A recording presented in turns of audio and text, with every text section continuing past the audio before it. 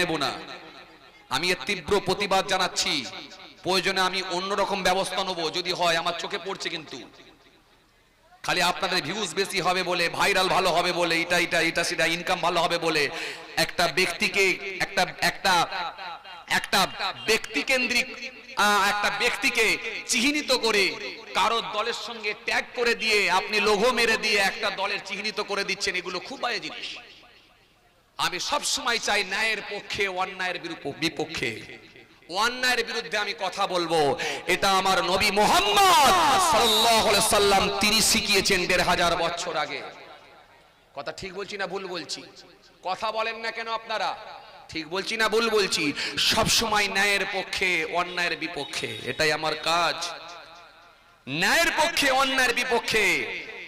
ন্যায় কথা বলবে যারা, তাদেরকে আমি সাপোর্ট করব, সে যে দলেরই হোক। অন্যায়ের বিপক্ষে যারা কথা বলবে, ন্যায়ের পক্ষে যারা বাতাবরণ তৈরি করবে, ন্যায় নীতির ওপরে নিজেদেরকে যারা প্রতিষ্ঠিত করার চেষ্টা করবে, তাদেরকে আমি সর্বসময় সর্বদা সাপোর্ট করব।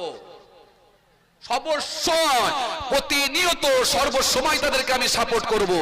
কারণ নবী মুহাম্মদ সাল্লাল্লাহু আলাইহি ওয়াসাল্লাম শিখিয়েছেন, হকের ওপরে তুমি চলো, ন্যায় কথা বলো, ন্যায়ের ওপরে প্রতিষ্ঠিত থাকো, অন্যায়কে কখনো মেনে নিও না। যদি অন্যায়কে মেনে নিত, তাহলে ইমাম হোসাইন রাদিয়াল্লাহু তাআলা আনহুকে কারবালা প্রান্তে শহীদ হতে হতো না। ইমাম হোসাইন তিনি বুঝিয়ে দিয়েছেন, বাতিলের সঙ্গে